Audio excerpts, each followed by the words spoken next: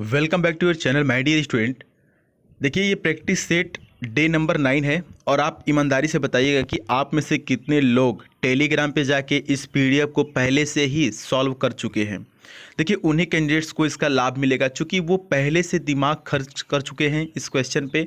अब जो जगह खाली है, जो चीज़ जानने की जागरूकता उनके दिमाग में है, वो चीज़ इस वीडियो में मिलेगी और तुरंत वो जाके वहाँ पे सेव हो जाएगा। ठीक है, चलिए शुरू करते हैं। पहला क्वेश्चन यदि आपने इसे सॉल्व किया होगा तो ये एक इडियम है, बाय फिट्स एंड स्टार्ट्स। बहुत ही इंपॉर्टेंट इडियम है। बाय फिट्स एंड स्टार्ट्स का मतलब होता है अनियमित रूप से, यानी कि इर्रेगुलरली। ऑप्शन नंबर यहाँ पर डी हो जाएगा। देखिए इडियम्स को याद करने का सबसे उचित तरीका जो होता है वो ये कि आप उसका प्रयोग अपने दैनिक जीवन में करिए। इससे दो चीज़ होगा, एक तो आपको ये याद हो जाएगा, दूसरी चीज़ जो इम्पॉर्टेंट है वो ये कि आपकी अंग्रेज़ी बहुत इम्प्रूव होगी, यानी कि स्पोकन इंग्लिश में आपको बहुत लाभ मिलेगा। कभी भी इंग्लिश में जब किसी से बात करेंगे या एयरफोर्स में जीडी करेंगे, उस समय जब इन शब्दों का, इन वाक्यों का प्रयोग करेंगे तो आपका इम्प्रेशन लोगों के सामने बहुत ही अच्छा होगा और लोगों को ये पता लगेगा कि इसे इंग्लिश बहुत ही अच्छी तरह से आती है। चलिए अगला जो इडियम है आपके सामने, रैट रेस। ये काफ़ी इजी है। रैट रेस आपको पता है कि चूहों की दौड़। अब यहाँ पे जो बात की जाएगी कि कौन सा ऑप्शन सही है, तो यहाँ पे ऑप्शंस आपके सामने है और उम्मीद है कि आपने इसका सही आंसर दिया होगा। तो यहाँ पे ऑप्शन नंबर सी हो जाएगा, a way of life in which people are caught up in a fiercely competitive struggle for wealth और पावर। कहने का मतलब ये है कि जीवन का एक तरीका जिसमें लोगों को धन या कि फिर शक्ति के लिए भारी प्रतिस्पर्धात्मक संघर्ष में पाया जाता है, उसे बोलते हैं रैट रेस। ठीक है, ऑप्शन नंबर सी यहाँ पर सही हो जाएगा। अगला जो है कि काफ़ी इंपॉर्टेंट, कई बार आपके एग्जाम में आया हुआ है, the alpha and the omega. यहाँ पे क्या होना चाहिए था? देखिए बहुत ही ये इजी है। The alpha and the omega का मतलब होता है शुरुआत और अंत, यानी कि क्या हो जाएगा यहाँ पे ऑप्शन नंबर बी, यानी कि the beginning and the end. Beginning का मतलब होता है शुरुआत और एंड का मतलब होता है अंत। अब देखिए कभी भी आप कोई भी वाक्य बोल रहे हों, भले ही हिंदी में बोल रहे हों, लेकिन यदि वहाँ पे ऐसी बात आती है कि नहीं शुरुआत हुआ फिर अंत हुआ, तो आप वहाँ पे इसका प्रयोग कर सकते हैं। जितनी बार इसको अपने लाइफ में उतारेंगे, बोलेंगे, उतनी बार आपको ये याद होता चला जाएगा। अगला क्वेश्चन है फाइंड द एरर से। यहाँ पे देखिए कह रहा है कि one should respect religious beliefs of others as much as his owns. यहाँ पे आपको फाइंड करना था कि ईरर किस पार्ट में है। अब देखिए यहाँ पर बहुत ही सिंपल सा ईरर है। यदि आप ध्यानपूर्वक देखें तो यहाँ पे जो सेंटेंस शुरू है वो वन का, और जो वन है इसका जब पॉजेसिव बनाते हैं तो ये होता है ओ एन ई, उसके बाद अपास्ट्रॉफी फिर एस, इसको ऑन्स बोलते हैं, न कि हीज होगा। यहाँ पे जो हीज है ये गलत होगा। इसका जब बनाएंगे तो ये चीज़ यहाँ पर आएगा और ऑन्स ऑन हो जाएगा। ठीक है, कभी भी ये जो सेंटेंस वन से शुरू होता है इसमें ध्यान देंगे, इसमें 99% जो गलती होती है वो यही चीज़ आपको एरर बना के देता है। तो इसको आप याद कर सकते, जैसे ये ही का है, ही का हीज है, यहाँ पे ही रहता तो हीज होता, लेकिन ये वन है तो वंस होगा। उम्मीद है कि आपको समझ में आ गया होगा। चलिए अगले क्वेश्चन की तरफ बढ़ लेते हैं।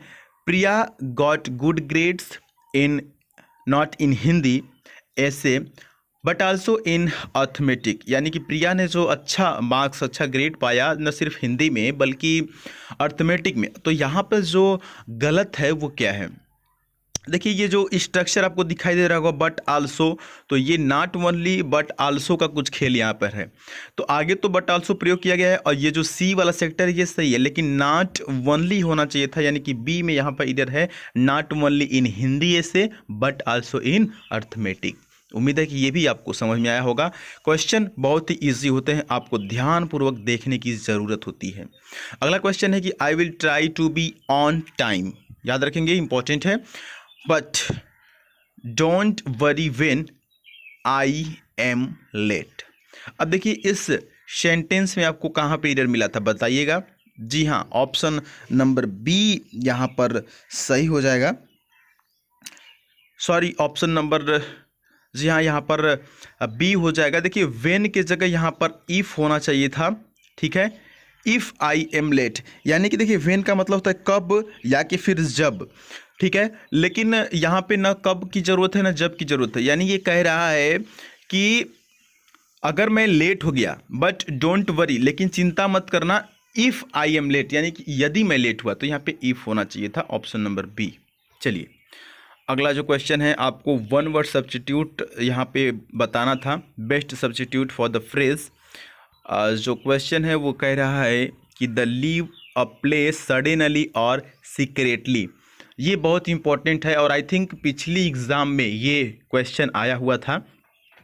ये कह रहा है ना कि एक जगह को, किसी भी जगह को, स्थान को अचानक से छोड़ देना या गुप्त तरीके से छोड़ देना। तो ऐसे में ये जो वर्ड है यहाँ पे हो जाएगा डी कैंप। देखिए ये बहुत इंपॉर्टेंट है और डिफेंस में ये खास करके प्रयोग किया जाता है। जैसे कैंप वगैरह लगाए रहते हैं, कहीं भी कोई भी अगर गलती, कोई भी प्रॉब्लम नज़र आती है तो वहाँ से अचानक लोग हट जाते हैं, अपने जगह को चेंज कर देते हैं, गुप्त रूप से भग जाते हैं, तो इसको बोलते हैं डी कैंप, ठीक है। चलिए अगला जो क्वेश्चन है, डी कैंप का मतलब होता है डेरा, याद रखिएगा, डेरा या छोड़ना या एकाएक भाग जाना। अगला देखिए काफ़ी इजी है, ये आपको पैसिव वॉइस बनाना है, Ravi had committed a mistake. बताइए इसका पैसिव क्या हो सकता है, बहुत ही इजी क्वेश्चन है यहाँ पर। अब देखिए यहाँ पे जो बी ऑप्शन आपको दिख रहा है, रवि हैड बीन, देखिए क्या करते हैं, जो कमिटेड है इसके बाद ये जो है ना वर्ब, इसको आप ऐसे देखिए, यहाँ पे अ मिस्टेक को बनाएंगे इधर सब्जेक्ट, अ मिस्टेक को सब्जेक्ट बनाएंगे और हैड का हो जाएगा हैड बीन, कमिटेड का कमिटेड। चूंकि पैसिव वॉइस में हमेशा थर्ड फॉर्म का प्रयोग करते हैं, लेकिन यहाँ पे ऑलरेडी थर्ड फॉर्म है तो आपको चेंज करने की जरूरत नहीं है। और सब्जेक्ट को बनाते हैं ऑब्जेक्ट और ऑब्जेक्ट से पहले आता है बाई, यानी कि ऑप्शन नंबर बी यहाँ पर सही है। बहुत ही ईजी तरीके से आप इसको जानते होंगे। चलिए अगला क्वेश्चन जो है कि करेक्ट स्पेलिंग से है, इस ऑप्शन में कौन सी स्पेलिंग सही है आपको ये बताना है। यहाँ पे हो जाएगा वर्चुअस, यानी कि ऑप्शन नंबर ए वर्चुअस यहाँ पर सही स्पेलिंग्स में से एक है, यानी कि वर्चुअस का मतलब होता है धार्मिक या कि फिर नेक या पवित्र। अगला जो क्वेश्चन है वो साइनोनिम से आपके सामने है। देखिए इसमें कह रहा है कि डिसरनिंग, डिसरनिंग का मतलब होता है, डिसरनिंग का मतलब होता है समझदार या कि फिर विवेकी, जिसको चतुर भी बोल सकते हैं। इसका आपको साइनोनिम बताना है डिसरनिंग का, तो यहाँ पे हो जाएगा ऑप्शन नंबर डी, यानी कि एस्ट्यूट। एस्ट्यूट का भी मतलब होता है समझदार, विवेकी या कि फिर चतुर। तो ये 10 क्वेश्चन में से आप ईमानदारी पूर्वक कमेंट करके बताइएगा कि कौन कौन से बच्चे जाके वहाँ पे सॉल्व किए थे और कितना कितना सही हुआ था। अब फिर वीडियो देखने के बाद आपका एक्चुअल में कितना सही हुआ, ये सारी जानकारी आप कमेंट बॉक्स में दे सकते हैं। यदि ये चीज़ समझ में आए तो आप हमें सब्सक्राइब और फॉलो कर सकते हैं। चलिए मिलते हैं नेक्स्ट वीडियो में, तब तक के लिए जय हिंद, वंदे मातरम।